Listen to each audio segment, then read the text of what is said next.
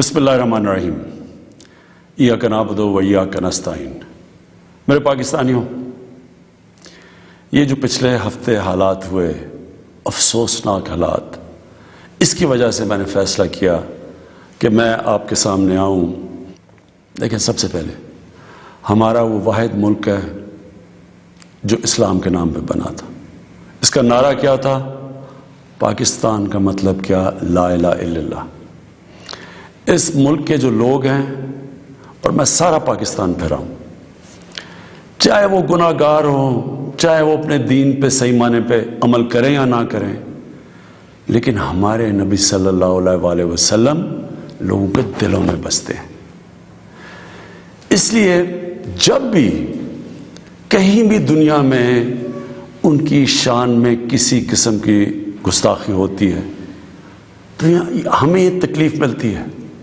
लेकिन क्योंकि मैं दुनिया फिरा हुआ हूँ, सिर्फ हमें नहीं तकलीफ मिलती, जो भी जहां भी दुनिया में मुसलमान बसता है उन सबको तकलीफ होती है। अब पिछले हफ्ते और ये जो अफसोसनाक हालात हुए, एक जमात में ऐसे लगा ऐसे कि उनको शायद बाकी पाकिस्तानियों से ज्यादा प्यार है अपने नबी से। देखें, वो जो टीएलपी का जो मकसद है, जिसकी वजह से वो लोग बाहर निकाल रहे हैं, मैं आपको यकीन दिलाता हूं कि वही मेरा मकसद है, वो मेरी गवर्नमेंट का मकसद है। हम भी उन्हीं की तरह चाहते हैं कि दुनिया में किसी मुल्क में हमारे नबी की शान में गुस्ताखी ना हो। सिर्फ हमारा तरीकाकार फर्क है। टीएलपी का क्या तरीकाकार है और मेरी गवर्नमेंट और मेरा जब से हम आए हैं, हम क्या कोशिशें कर रहे हैं कि दुनिया में ये गुस्ताखी ना की जाए उनकी शान में, वो ये है। टीएलपी ये कह रही है कि जो फ्रांस में हुआ, फ्रांस के एम्बेसडर को वापस भेजा जाए, उनसे सारे राब्ते खत्म कर दिए जाए। हमारी जो गवर्नमेंट का तरीकाकार है वो मैं अभी आपको तफसील से बताता हूं, लेकिन मकसद हम दोनों का एक ही है। वो भी ये चाहते हैं कि किसी किस्म का किसी मुल्क में किसी की जरूरत ना पड़े कि उनकी बेहुरमती की जाए। हमारा भी वही मकसद है। तो मैं आज जरा तरीकेकार के ऊपर बात करना चाहता हूं। 1979 के अंदर, नहीं 1990 में, गालिबन 1990 के इर्द गिर्द सलमान रुश्दी ने एक किताब लिखी। उस किताब में उसने हमारे नबी सल्लल्लाहु अलैहि वसल्लम की शान में गुस्ताखी की। पाकिस्तान में पब्लिक सड़कों पे निकली, यहाँ अमेरिकन एम्बेसी पे अटैक किया और लोगों की शहादतें भी हुई। उसके बाद आप उठा के देख लें कि हर थोड़े सालों के बाद कोई ना कोई मगरब के किसी मुल्क में उनकी शान में गुस्ताखी करता है। मुसलमानों को तकलीफ होती है, कहीं बाहर रिएक्शन भी होता है, या हमारे मुल्क में मुजाहरे भी होते हैं, लेकिन ये हर थोड़े सालों के बाद यही सिलसिला आगे बढ़ जाता है। तो क्या हमने अभी तक कोई फर्क पड़ा इस अप्रोच से? यही टीएलपी कर रही है। ये भी ये पाकिस्तान में कह रहे हैं कि मुजाहरे करेंगे हम, और किए हैं उन्होंने, और हम सड़कों पे आ जाएंगे, पहले भी किए हैं, कि अगर हम एक्शन ना लें। अब क्या मेरा सवाल ये है कि क्या फ्रांस के एम्बेसडर को वापस भेजना फ्रांस में और उनसे सारे ताल्लुकात तोड़ देना, क्या उससे ये रुक जाएगा? क्या उससे क्या तो कोई गारंटी है कि उसके बाद उनकी शान में कोई गुस्ताखी नहीं करेगा? कोई गारंटी है? मैं मगरब को जानता हूं। मैं आपको गारंटी करता हूं कि अगर आप ये करेंगे, अगर हम ये करें पाकिस्तान, तो इसके बाद किसी और यूरोपियन मुल्क में यही होगा। आजादी के राय पे नाम पे वहां उन्होंने ये एक आजादी राय का इशू बनाया हुआ है। उसके नाम पे वो कहेंगे, अच्छा आजादी राय की वजह से इन्होंने ये किया, हम भी ये कर रहे हैं, वो भी कोई गुस्ताखी करेंगे। क्या फिर उसके एम्बेसडर को भी हम वापस भेजेंगे? और 50 مسلمان ملک ہیں، کوئی بھی اس طرح نہیں کر رہا، کوئی وہاں کہیں مظاہرے نہیں ہوئے، وہ بھی نہیں کہہ رہے کہ ایمبیسڈر کو واپس بھیجو. تو اس کا پہلے تو کوئی فرق نہیں پڑنا لگا فرانس کو. لیکن میں آپ کو یہ بتاؤں پاکستان کو کیا فرق پڑے گا. سب سے بڑا فرق یہ پڑے گا ہمارے ملک کو کہ بڑی مشکلوں سے ہماری معیشت اٹھ رہی ہے. بڑی دیر کے بعد پاکستان کے اندر انڈسٹری اوپر جا رہی ہے، لارج اسکیل انڈسٹری بڑی دیر کے بعد اٹھ رہی ہے، نوکریاں مل رہی ہیں لوگوں کو. ہمارے ملک میں دولت میں اضافہ ہو رہا ہے، ہماری ایکسپورٹس بڑھ رہی ہیں، ہمارا روپیہ مضبوط ہو رہا ہے. بڑی دیر کے بعد روپیہ مضبوط ہوتا جا رہا ہے. جب روپیہ اوپر جاتا ہے تو مثلا پیٹرول اور ڈیزل سستا کیا ہے، باہر کی جو چیزیں ہم اگاتے ہیں وہ سستی ہونی شروع ہو گئی ہیں. جب ہم فرانس کے ایمبیسڈر کو واپس بھیج کے تعلقات توڑیں گے ان سے، اس کا مطلب کہ یورپین یونین سے ہم تعلقات توڑیں گے. اس کا مطلب کیا کہ جو ہماری آدھی ٹیکسٹائل کی ایکسپورٹس ہیں وہ یورپین یونین میں جاتی ہیں، تو اس کا مطلب آدھی ہماری ٹیکسٹائل ایکسپورٹس وہیں ختم ہو گئی. اس کا مطلب بے روزگاری، فیکٹریاں بند ہو جائیں گی. اور اس کے آگے کیونکہ آدھی ہماری مین ایکسپورٹ ٹیکسٹائل ہے، جب ٹیکسٹائل آدھی رہ جائے گی ایکسپورٹ، ہمارے روپے کے اوپر پریشر پڑے گا، روپیہ گرے گا، مہنگائی بڑھے گی، غربت بڑھے گی. تو نقصان ہمیں ہوگا، فرانس کو کوئی نقصان نہیں ہونے لگا. تیسری چیز اب ہم نے اس کے اوپر جب یہ ہوا تو میں پہلے ذرا آپ کو تھوڑی تفصیل پیچھے بتا دوں. یہ ہم 2-2.5 مہینے سے لگے ہوئے تھے، ہماری گورنمنٹ TLP سے مذاکرات کر رہی تھی. ہم ان کو یہی چیزیں سمجھا رہے تھے، ان کو نقصان نہیں ہوگا، ہماری عوام کو نقصان ہوگا. مذاکرات چلتے جا رہے تھے، انہوں نے کہا جی اسمبلی میں رکھو، اور اسمبلی جو فیصلہ کرتی ہے. ہم نے فیصلہ کیا ٹھیک ہے ہم اسمبلی میں یہ رکھتے ہیں. لیکن ہم پھر دیکھنا شروع کیا کہ ان کی موبلائزیشن نیچے ہو رہی ہے، ان کی تیاریاں ہو رہی ہیں اسلام آباد آنے کے لیے. ایک طرف مذاکرات چل رہے ہیں، ایک طرف اسلام آباد آنے کی تیاریاں ہیں. پھر ابھی مذاکرات چل رہے ہیں اور ہم نے یہ فیصلہ کیا ہوا تھا کہ ہم اسمبلی میں رکھیں گے اس ایشو کو. تو پتہ چلا کہ انہوں نے پہلے اناؤنس کر دیا کہ جی اب تو فرانس کا اگر ایمبیسڈر آپ واپس نہیں بھیجیں گے تو ہم سارے اسلام آباد میں دھرنا دیں گے. تو یہ اس کے بعد یہ ہماری بات چیت ٹوٹی. اس کے بعد پھر یہ اریسٹ ہوئے. اب میں صرف آپ کو بتانا چاہتا ہوں کہ اس سے اب تک ہوا کیا ہے ہمارے ملک میں. ذرا دیکھ لیں کہ ہم نے اپنے آپ کو کتنا نقصان پہنچایا. اب تک 40 پولیس کی گاڑیوں کو جلا دیا گیا ہے، لوگوں کی پرائیویٹ پراپرٹی کے اوپر کئی لاکھوں کروڑوں روپے کا نقصان ہوا ہے. 4 پولیس والے شہید ہوئے ہیں، 800 سے زیادہ پولیس والے زخمی ہوئے ہیں. پہلے دن جب شروع ہوا تو تقریباً 100 سڑکیں بلاک کر دی.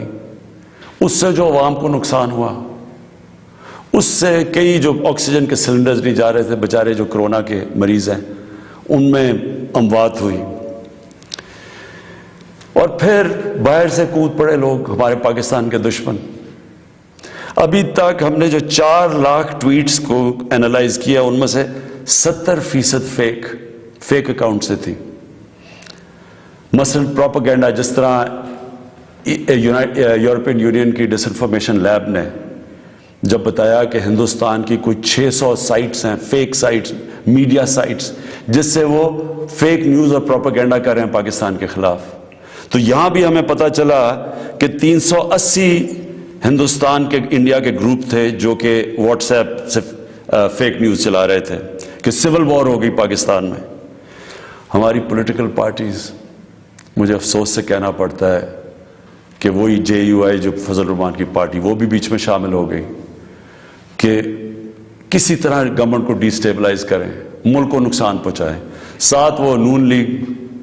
اب ان سے میں پوچھتا ہوں کہ جب یہ سلمان رشدی نے کتاب لکھی تھی تو نواز شریف تو پہلی دفعہ پرائم منسٹر بنے تھے، کتنی انہوں نے سٹیٹمنٹس دی تھی، کتنی دفعہ انہوں نے کسی فورم میں کہا تھا کہ اس نے بڑا غلط کام کیا، مسلمانوں کے دلوں کو تکلیف پہنچائی ہے. کتنی دفعہ کسی بھی مسلمان ہیڈ آف اسٹیٹ نے کسی انٹرنیشنل فورم پہ اس پہ بات کی تھی. تو آج ان کے ساتھ مل گئے ہیں صرف انتشار پھیلانے کے لیے. دیکھیں، اب یہ میں نے آپ کو بتایا کہ ایک اپروچ ہے کہ اپنے ملک میں مظاہرے کرو، اپنے ملک کو نقصان کرو، کوئی فرق نہیں پڑتا فرانس کو، اچھا ایمبیسڈر واپس بھیج دو، کوئی فرق نہیں پڑتا. اب یہ سنیں کہ میری اپروچ کیا ہے. مقصد تو ہمارا ایک ہی ہے.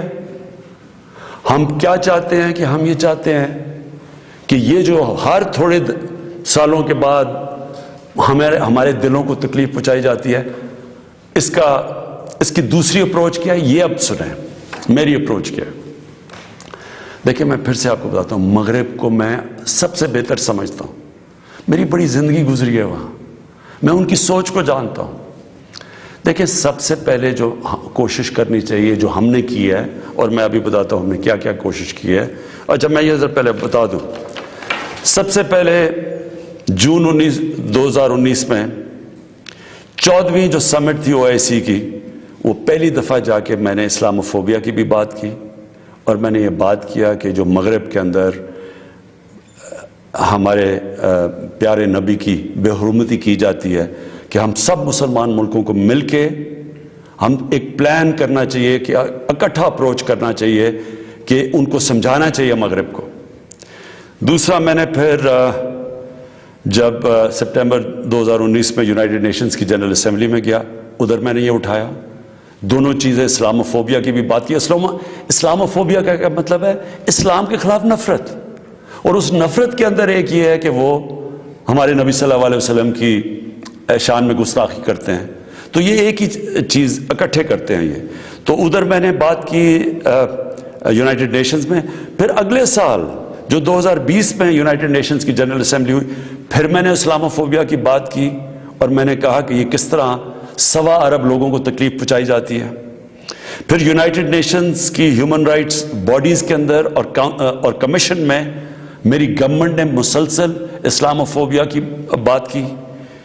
پھر میں نے فیس بک کا جو CEO ہے مارک زکربرگ، میں نے اس کو خط لکھا کہ کیسے فیس بک کو استعمال نہیں کرنا چاہیے اسلاموفوبیا کے لیے.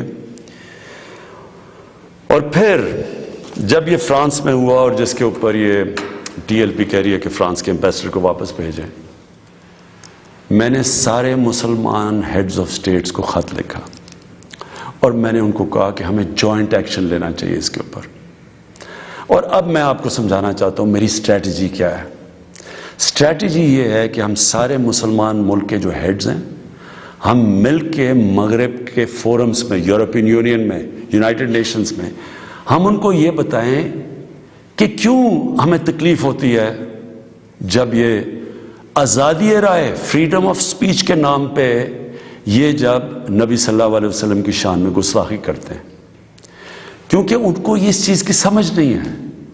مغرب کے اندر ان کے جو پیغمبر ہیں، ان کو اس طرح نہیں، ان کا پیار اور عشق جس طرح ہمارا ہے، ہمارے نبی سے ہے، ان کو اس طرح کا نہ، ان کی اس طرح کی عزت کرتے ہیں. اور وہاں بلکہ وہ دین کو ان کے اتنے قریب نہیں ہے جس طرح ہم اپنے دین کے قریب رہتے ہیں. اس لیے ہمیں ان کو سمجھانا پڑے گا، اور سمجھائیں گے جب آپ مل کے اکٹھے کلیکٹیولی مسلمان دنیا کے ہیڈز آف سٹیٹس جب ہم بات کریں گے، جو میں یہ ہر جگہ جن فورمز پہ کہتا گیا ہوں، تب اس کا اثر ہوگا.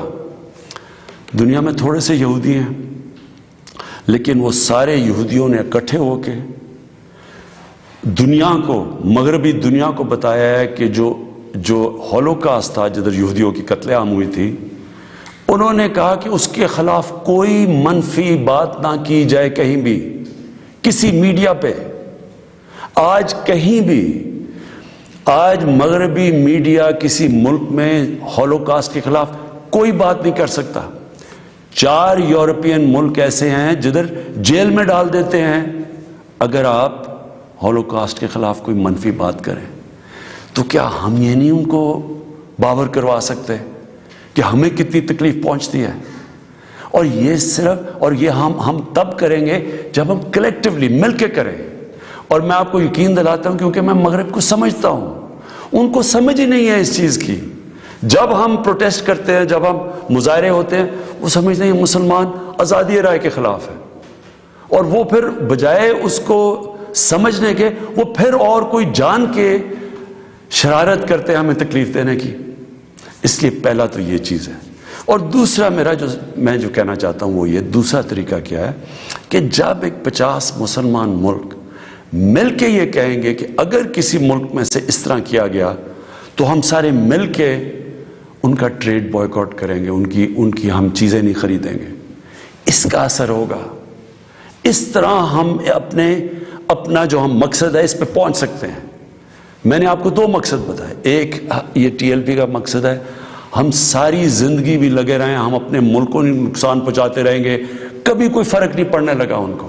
جو میں کیمپین کر رہا ہوں، میں آپ کو یقین دلاتا ہوں کہ یہی طریقہ ہے کہ انشاءاللہ ایک دن ان کو سمجھ آ جائے گی، اور وہ دن دور نہیں ہے۔ میں آج آپ سب کے سامنے کہتا ہوں کہ میں ذمہ داری اس کی لیتا ہوں، میں ہی اس کیمپین کو لیڈ کروں گا، لیکن میں انشاءاللہ اپنی قوم کو مایوس نہیں کروں گا، اپنے مسلمانوں کو مایوس نہیں کروں گا۔